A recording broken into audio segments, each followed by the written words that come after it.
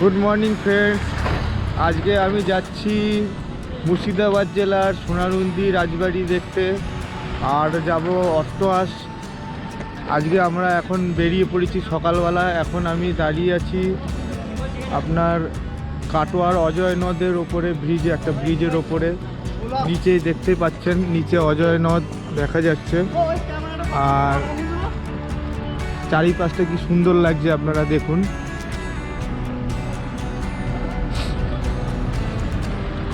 এখান থেকে আমরা চলে যাব সোনারুন্দি রাজবাড়ি, যেটা মুর্শিদাবাদ জেলায় পড়ে।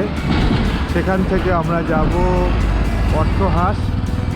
চলুন আপনাদের একটু দুপাশটা দেখাই।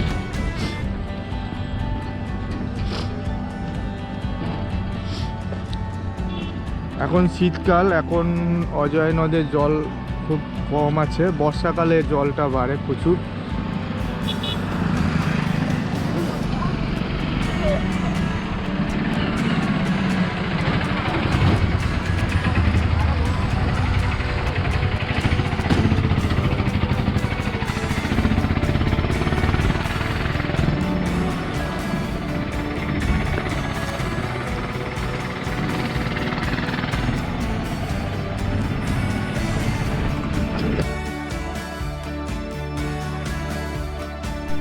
হাওড়া অথবা উত্তরবঙ্গ থেকে যারা আসবেন তারা সালার স্টেশনে নেমে সেখান থেকে অটো, টোটো অথবা প্রাইভেট গাড়ি ভাড়া করে এই সোনারুন্দি যেতে পারেন।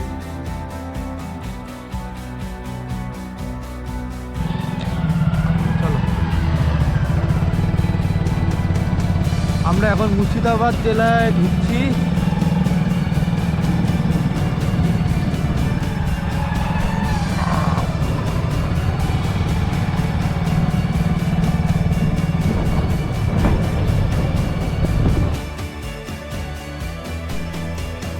আমি চলে এসেছি সোনারুন্দি গ্রামে ঢোকার মুখেই এই বড় গেটটি আপনারা দেখতে পাবেন।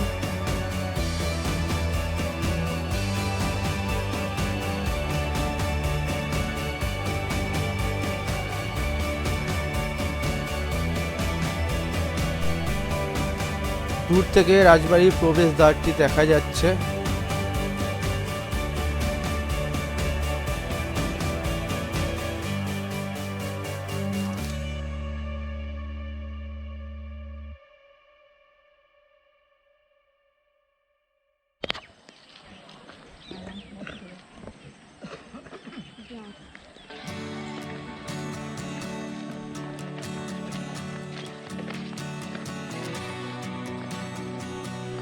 ফ্রেন্ডস, আমরা চলে এসেছি সোনারুন্দি রাজবাড়ির সামনে। এইটা হচ্ছে রাজবাড়ির মেন প্রবেশদ্বার, দেখতেই পাচ্ছেন। বহুদিনের পুরনো একটা রাজবাড়ি।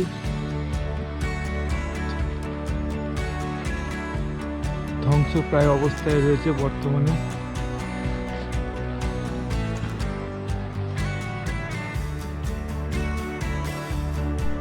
এই রাজবাড়িটি তৈরি করেন নিত্যানন্দ দালাল। 1750 খ্রিস্টাব্দে এই সোনারুন্দিতে নিত্যানন্দ দালালের জন্ম। তিনি আরবি, ফরাসি ও উর্দু ভাষায় খুব পারদর্শী হয়ে উঠেছিলেন। অল্প বয়সে তিনি গৃহত্যাগ করে বৃন্দাবন চলে যান। সেখান থেকে তিনি দিল্লির বাদশাহের দরবারে চাকরি জোগাড় করেন।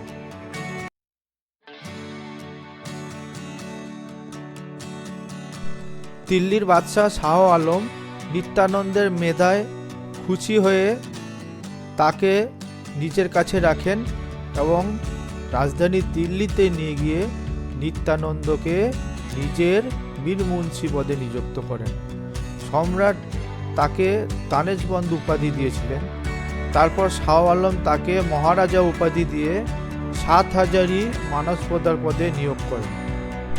দিল্লির রাজনৈতিক ষড়যন্ত্রে ও মারাঠা আক্রমণের কারণে একসময় বাদশাহ শাহ আলম দিল্লি ত্যাগ করতে বাধ্য হন এবং তিনি এসে আশ্রয় নেন বর্ধমানের এই কাটোয়া এলাকাতে।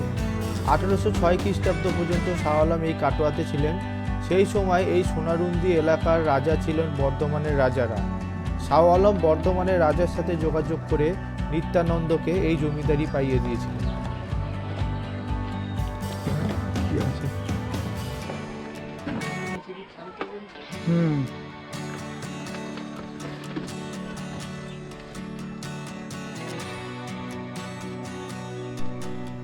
তারপরে নিত্যানন্দ দেব বাহাদুর সোনারুন্দি গ্রামের পূর্ব প্রান্তে প্রায় ৫৪ বিঘে জমির ওপর এই রাজবাড়িটি ও মন্দির নির্মাণ করেন।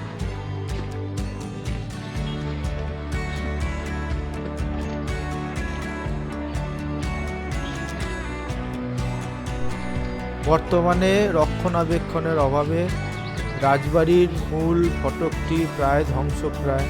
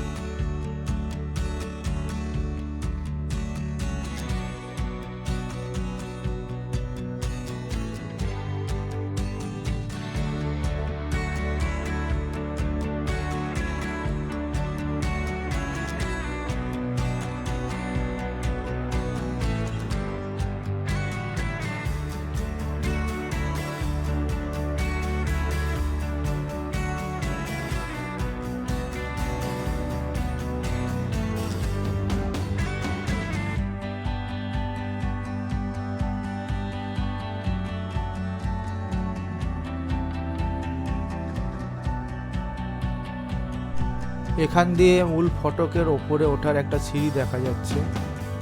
চলুন ওপরে ওঠার চেষ্টা করি, আপনাদের একটু দেখাই।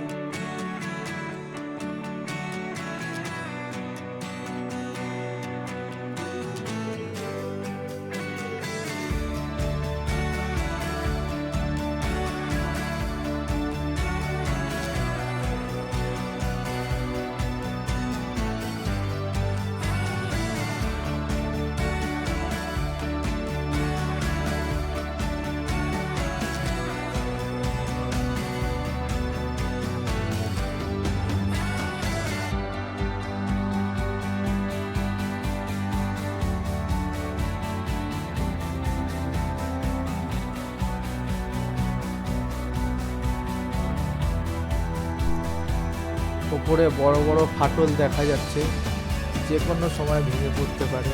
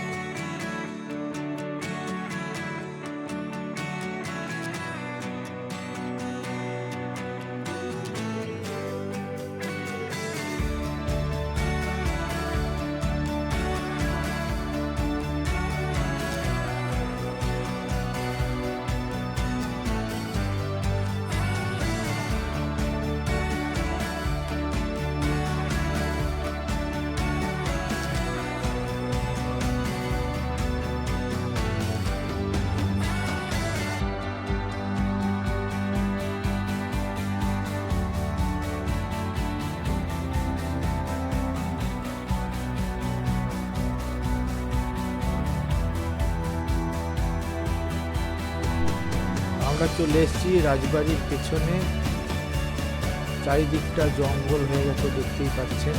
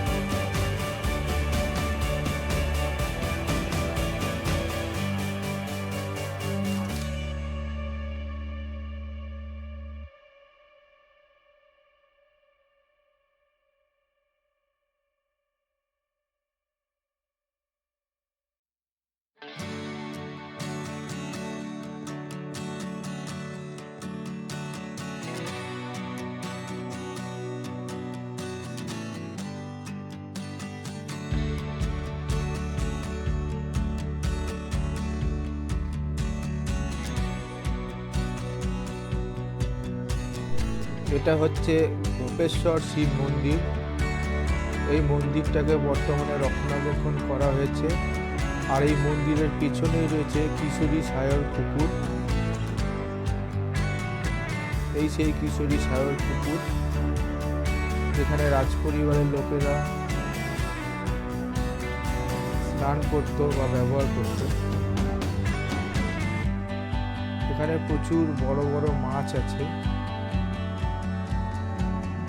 এই মাছগুলো কেউ ধরে না এবং এদের নিয়মিত খাবারও দেওয়া হয়।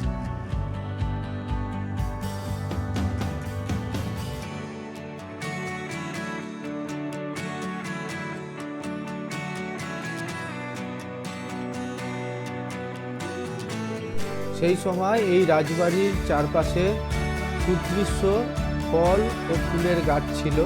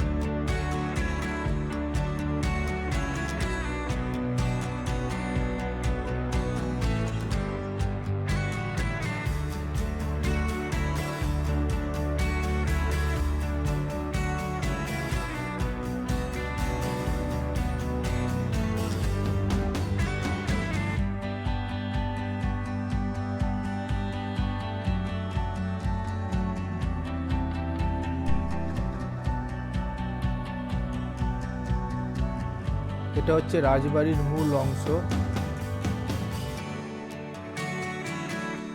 এর ভেতরেই রাজপরিবারের লোকেরা তখন থাকতেন। চলুন আমরা ভেতরটা একটু ঘুরে আসি।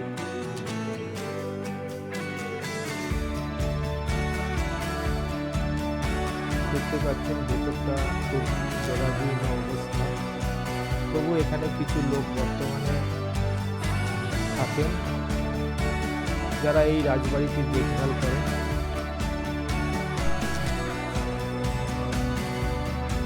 এখানে দেখতে পাচ্ছেন সেই সময়ে একটা লোহার সিন্দুক রাখা আছে।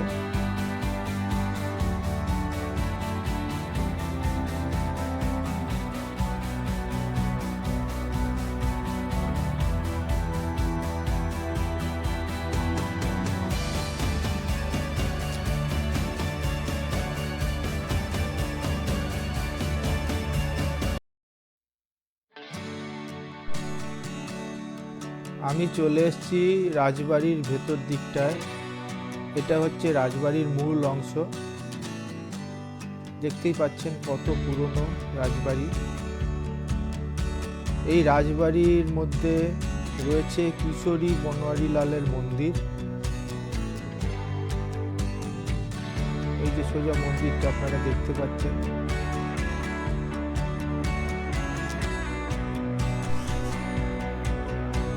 এই মন্দিরটি প্রতিষ্ঠা করেছিলেন রাজকুমার গোবিন্দ দেব বাহাদুর।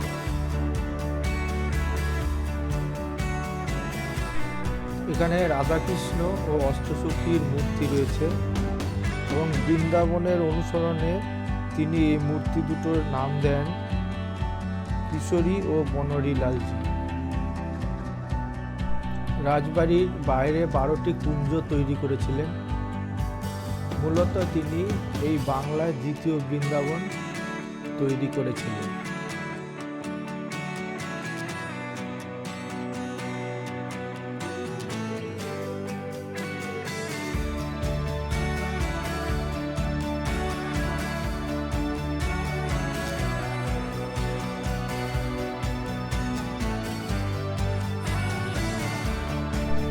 মন্দিরের বারান্দাটি সুন্দর কারুকার্য করা।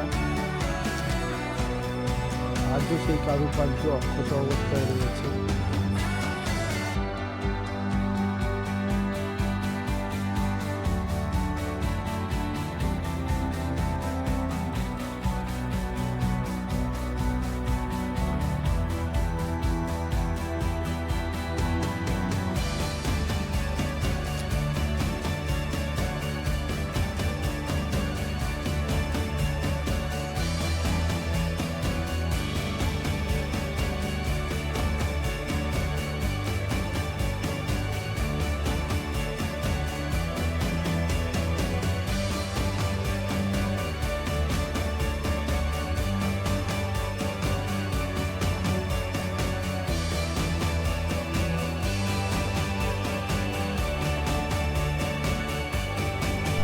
এই রাজবাড়িতে 100টিরও বেশি ঘর ছিল।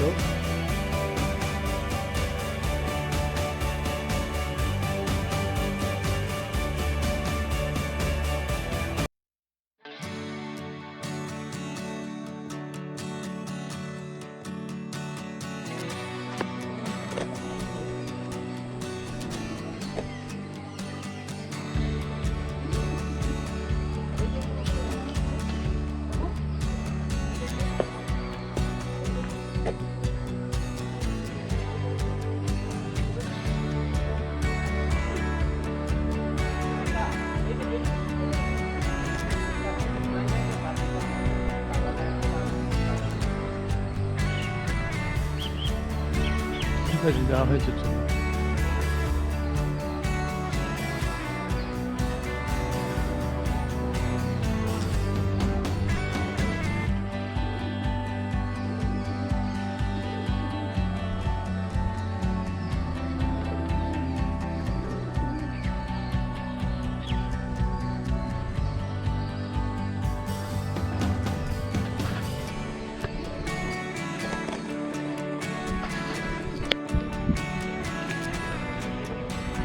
চারপাশ থেকে দূর থেকে দেখতে পাচ্ছেন রাজবাড়ির ধ্বংসাবশেষটা এরকম লাগছে। আমরা রাজবাড়ির চারপাশটা ঘুরে আপনাদের একটু দেখানোর চেষ্টা করব।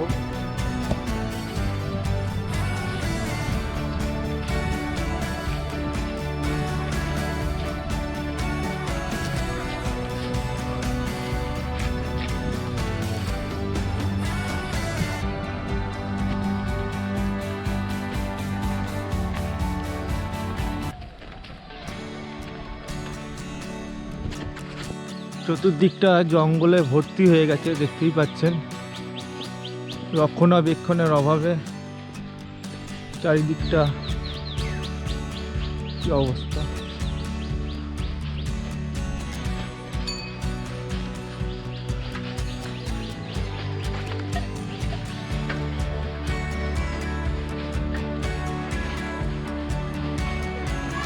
এক সময় এই জায়গাটা কত জাঁকজমক ছিল, তাই দেখে চিন্তা করি। আজকের মতো ভিডিওটা এই পর্যন্তই। ভিডিওটা শেষ পর্যন্ত দেখার জন্য আপনাদের সকলকে ধন্যবাদ। যদি ভিডিওটা ভালো লেগে থাকে অবশ্যই লাইক, শেয়ার ও সাবস্ক্রাইব করে দেবেন। Thank you.